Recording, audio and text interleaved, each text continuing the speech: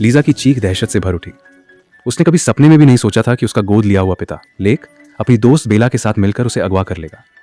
उसने बचने की पूरी कोशिश की, इस जगह से भागने के लिए हर तरह से जूझती रही, लेकिन आखिरकार दोनों ने मिलकर उसे बिस्तर से कसकर बांध ही दिया। जब लीजा की आंख फिर से खुली, उसने देखा बेला उसके सामने खड़ी थी। डर ने उसे फिर से जकड़ लिया और वो एक बार फिर चीख पड़ी। लेकिन हैरानी की बात यह थी कि बेला ने उसे कोई नुकसान नहीं पहुंचाया, बल्कि उसने खुद आगे बढ़कर उसके हाथों की जंजीर खोल दी। लीजा को लगा शायद अब वो आखिरकार बच निकलेगी, लेकिन तभी अचानक लेक वापस आ गया। लीजा को फिर से किसी दूसरे मौके का इंतजार करना पड़ा। एक दिन जब दोनों का ध्यान कहीं और था, लीजा चुपचाप खिड़की की तरफ बढ़ी, इस उम्मीद में कि वो चुपके से भाग निकलेगी, लेकिन उसे लगभग फौरन ही पकड़ लिया गया। इस कोशिश ने लेक को बुरी तरह गुस्से से भर दिया। उसने दौड़कर लीजा को कसकर पकड़ लिया, जबकि बेला ने चाकू निकालकर उसे चेतावनी दी कि वो विरोध न करे। लीजा को फिर से बांधकर कमरे में वापस ले जाया गया। उसे सजा देने के लिए लेक ने लीजा के साथ बेहद क्रूर बर्ताव किया।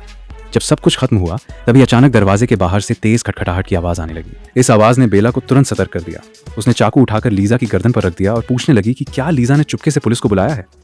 लीजा ने कुछ भी बताने से इनकार कर दिया। इससे लेक का गुस्सा एक बार फिर फट पड़ा। उसने लीजा का गला पकड़ लिया और उसे फिर से बिस्तर से बांध दिया। जैसे जैसे दरवाजा धीरे धीरे बंद होता गया, लीजा को एहसास हो गया आगे उसका इंतजार एक और भी ज्यादा डरावना दुःस्वप्न कर रहा था। अगर आपको ऐसी ही रोमांचक कहानियां पसंद आती हैं तो फिल्म फोमो को सब्सक्राइब कर लीजिए।